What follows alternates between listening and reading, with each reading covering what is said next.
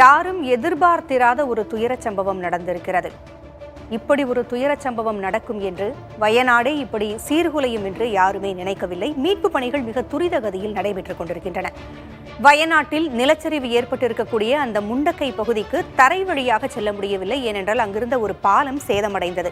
இந்த காரணத்தினால் ஹெலிகாப்டர் மூலமாக சென்று அங்கு மீட்பு பணிகளை செய்து வருகிறார்கள். இதற்காக கோவை சூலூரில் உள்ள விமானப்படை தளத்திலிருந்து 2 ஹெலிகாப்டர்களும் வரவழைக்கப்பட்டிருக்கின்றன.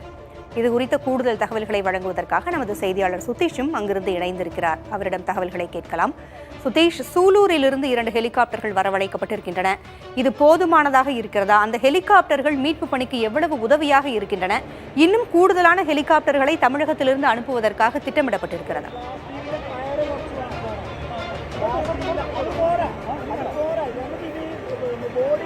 பூங்குழலி, அதாவது ஹெலிகாப்டர்கள் ஆகாய மார்க்கமாக இங்கு இறக்கி மீட்பு பணிகளை மேற்கொள்வதற்கான வானிலை இங்கு சாதகமாக இல்லை. தொடர்ச்சியாக மழை பெய்து கொண்டிருக்கிறது. அதன் காரணமாகத்தான் ஏற்கனவே ஹெலிகாப்டர்கள் கோழிக்கோடு பகுதிக்கு வரப்பட்டு மதியத்திற்குள்ளாக வரவழைக்கப்பட்டு மாலை தான் இங்கு அந்த வானிலை ஓரளவிற்கு சீரான பிறகு இங்கு கொண்டு வரப்பட்டது. அங்கு ஒரு முறை மட்டுமே 2 ஹெலிகாப்டர்களும் வந்து காயமடைந்த ஒரு சிலரை மட்டுமே அழைத்துக் கொண்டு 2 ஹெலிகாப்டர்களும் தற்போது சென்றிருக்கிறது. ஆகாய மார்க்கமாக இங்கு மீட்பு பணிகளை மேற்கொள்ள முடியாத ஒரு சூழலும் இருக்கிறது. இந்த தற்போது நாம் நிற்கக்கூடிய இந்த சூரல்மலை பகுதி ஒரு களச்சூழலை நாம் விரிவாக பார்க்கலாம். ஒளிப்பதிவாளர் தீபன் நேரடியாக காட்டிக் கொண்டிருக்கிறார். நாம் தற்போது இங்கு ஒளிப்பதிவு செய்து வந்து கொண்டிருக்கக்கூடிய இந்த பகுதியிலிருந்து ஒரு 50 மீட்டர் தொலைவிற்குள்ளாக அந்த பகுதி வரைக்கும் ஒரு பாலம் இருந்திருக்கிறது. அந்த பாலம் முழுவதுமாக 2 நாள் பெய்த அதிகன மழையில் அடித்துச் செல்லப்பட்டிருக்கிறது. இந்த பகுதியில் குடியிருப்புகளும் ரெசார்ட்டுகளும் இருந்திருக்கிறது. முழுவதுமாக வெள்ளத்தில் அடித்துச் செல்லப்பட்டிருக்கிறது. நாம் தற்போது இந்த பகுதியை கடந்து சென்றால்தான் 2 கிலோமீட்டர் தொலைவில் முண்டக்கை என்ற பகுதி இருக்கிறது. அங்கு சுமார் ஒரு 400க்கும் மேற்பட்ட குடியிருப்புகள், தேயிலை தோட்ட தொழிலாளர்கள் பணியாற்றக்கூடிய குடியிருப்புகள் இருக்கிறது. முழுவதுமாக தொழிலாளர்கள் பணியாற்றி வருகிறார்கள். அந்த பகுதிதான் மிகுந்த சேதத்தை கண்டிருக்கிறது. நிலச்சரிவு, முதலாவது நிலச்சரிவு அங்குதான் ஏற்பட்டு சுமார் 150க்கும் மேற்பட்ட வீடுகள் மண்ணில் புதைந்திருப்பதாக தகவல் கிடைத்திருக்கிறது. அங்கு மீட்பு பணிகள் துரித கதியில் நடவடிக்கை எடுக்க முடியாத ஒரு சூழல் இருக்கிறது. ஏனென்றால் பாறைகளும் மண்ணும் புதைந்த ஒரு பகுதியாக காணப்படுகிறது. வீடுகள் மண்ணுக்கு அடியில் கிடைக்கிறது, பாறைக்கு அடியில் கிடைக்கிறது, முழுவதுமாக பூமிக்கு அடியில் அந்த புதையுண்டு கிடைக்கிறது. இங்கிருந்து பொக்லைன் இயந்திரங்கள் போன்ற வாகனங்கள் சென்றால் மட்டுமே அந்த மண்ணையும் பாறையையும் எடுத்து அகற்றி அங்கு இருக்கக்கூடியவர்களை மீட்க முடியும். அதன் காரணமாக முண்டக்கை பகுதியில் மீட்பு பணிகள் தொய்வடைந்திருக்கிறது. தற்போதைக்கு சூரல்மலை பகுதியில் மீட்பு பணிகள் துரிதமாக நடைபெற்று வருகிறது. அனைத்து மீட்பு படை வீரர்களும் இங்கு களமிறக்கப்பட்டிருக்கிறார்கள். மாநில பேரிடர் மீட்பு குழு, காவல்துறை, தீயணைப்பு மீட்பு குழுவினர், தேசிய பேரிடர் மீட்பு குழுவினர் உள்ளிட்ட அனைத்து மீட்பு படையினரும் தற்போது இந்த பகுதியில் இருக்கிறார்கள். அதே போல நாம் இந்த ஆர்ப்பரித்து செல்லக்கூடிய வெள்ளம் அங்கே ஒரு அளவிற்கு அந்த ஆர்ப்பரிப்பு குறைவான இருக்கக்கூடிய அந்த பகுதியில் தற்காலிகமாக ஒரு மரக்கட்டை அமைத்து ஒரு தற்காலிக பாலம் அமைத்திருக்கிறார்கள் பேரிடர் மீட்பு குழுவினர். அங்கு காயமடையாதவர்கள் மீட்கப்படுகிறவர்கள் முண்டக்கை பகுதியில் இருந்து அழைத்து வரப்படுவர்கள் ஒவ்வொருவராகத்தான் அந்த பாலத்தின் வழியாக கடத்திவிடப்படுகிறார்கள். அதுவும் ஒரு சிறிய ஒரு மரக்கட்டை பாலமாகத்தான் இருக்கிறது.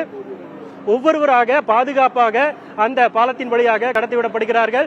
இங்கு இந்த கயிறு வழியாக நான் தற்போது நின்று கொண்டிருந்த ஒரு 2 மணி நேரத்திற்குள்ளாகவே ஒரு 7 உடல்கள் இறந்த நிலையில் மீட்கப்பட்டு அவர்கள் இந்த கயிறு வழியாக எடுத்துச் செல்லப்பட்டு அந்த உடல்கள் மேப்பாடி மருத்துவமனைக்கு கொண்டு செல்லப்பட்டிருக்கிறார்கள்.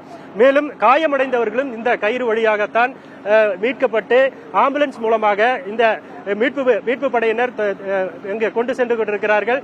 கிட்டத்தட்ட ஒரு 13 கிலோமீட்டர் தொலைவிற்கு மேற்பாடியிலிருந்து சூரல்மலை 13 கிலோமீட்டருக்கு எந்த பொது போக்குவரத்தும் செல்லவில்லை, தடை செய்யப்பட்டிருக்கிறது. ஆம்புலன்ஸ் மட்டுமே செல்வதற்கான ஒரு பாதையாக மாற்றப்பட்டு தொடர்ச்சியாக காயமடைந்தவர்கள் எடுத்துச் செல்லப்படுகிறார்கள்.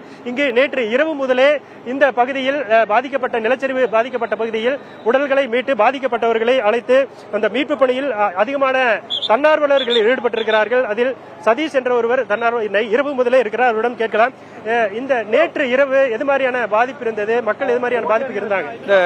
Yesterday night onwards is too much problem is there. I am the Sadish, Rotary Club International, president of the Pilpilli branch. Today morning onwards, I am here only. Helping all the facility for the taking the body and all the supporting to us. The team members of the JCI members and Rotary members all are voluntary work in here today. Today morning onwards, we are here only. ராணுவம் உட்பட தேசிய பேரிடர் மீட்புக் குழுவினர் 100க்கும் மேற்பட்டோர் இங்கு களமிறக்கப்பட்டிருக்கிறார்கள். அவர்கள் மட்டுமில்லாமல் 100க்கும் மேற்பட்ட தன்னார்வ அமைப்புகளைச் சேர்ந்தவர்களும் பொதுமக்களும் கூட இந்த தன்னார்வலர்கள் இங்கு இந்த மீட்பு பணியில் ஈடுபட்டிருக்கிறார்கள். அவர்கள் உதவியுடனும் இங்கு மீட்பு பணிகள் தொடர்ச்சியாக நடைபெற்று வருகிறது. ஏனென்றால் இந்த பகுதி முழுவதுமாக ஒரு மலைப்பகுதியாக இருக்கிறது.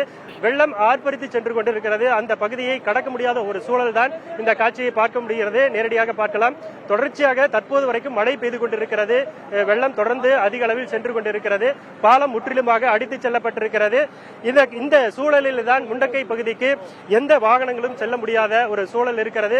அந்த பகுதியில் இருக்கக்கூடிய அதாவது பாதிப்பு இல்லாத காயமடையாத மக்களை மட்டும் தற்போது அங்கிருந்து அவர்கள் நடந்து வந்து இந்த தற்காலிகமாக அமைக்கப்பட்ட அந்த மரப்பாலத்தின் வழியாக ஒவ்வொருவராக தற்போது கடத்தி விடப்பட்டிருக்கிறார்கள். காயமடைந்தவர்கள் இந்த கயிறு வழியாக பேரிடர் மீட்புடன் மீட்டு உடனடியாக ஆம்புலன்ஸ் மூலமாக மருத்துவமனைக்கு அழைத்து செல்லும் நடவடிக்கைகள் தொடர்ந்து நடைபெற்று வருகிறது. உயர் காவல்துறை அதிகாரிகள், வருவாய்த்துறை அதிகாரிகள் மேற்பார்வை தொடர்ச்சியாக மீட்பு பணிகளை மேற்பார்வையிட்டு வருகிறார்கள். அனைத்து அதிகாரிகளும் இங்கு இருக்கிறார்கள். அதே போல இந்த மீட்பு நடவடிக்கைகளுக்காக இந்த நிலச்சரிவு மீட்பு நடவடிக்கைகளுக்காக சிறப்பு அதிகாரியாக IAS அதிகாரியாக சீரம் ஒரு அதிகாரி நியமிக்கப்பட்டிருக்கிறார். அவர் அறிவுறுத்தலின்படியும் தற்போது இந்த மீட்பு பணிகள் என்பது தொடர்ச்சியாக நடைபெற்று வருகிறது. பூங்கொழி காட்சிகளை பார்க்கும் பொழுதே தெரிகிறது சுதேஷ், ஆர்ப்பரித்துக் கொண்டிருக்கின்ற வெள்ளம், இருள் சூழ்ந்து கொண்டிருக்கிறது. கனமழைக்கான எச்சரிக்கையும் விடுக்கப்பட்டிருக்கிறது. இதை கேட்கும் பொழுதும் இந்த காட்சிகளை பார்க்கும் பொழுதுமே நமக்கு இதய துடிப்பு அதிகரித்துக் கொண்டிருக்கிறது. மத்திய அரசு, மாநில அரசு தங்களது படைகளை அனுப்பி இருக்கின்றன. தேசிய பேரிடர் மீட்புக் குழுவினரும் மீட்பு பணியில் ஈடுபட்டிருக்கிறார்கள். விரைவில் மீட்கப்படட்டும், மக்களுடைய வாழ்வு காக்கப்படட்டும். தகவல்களை வழங்கியமைக்கு நன்றி சுதேஷ்.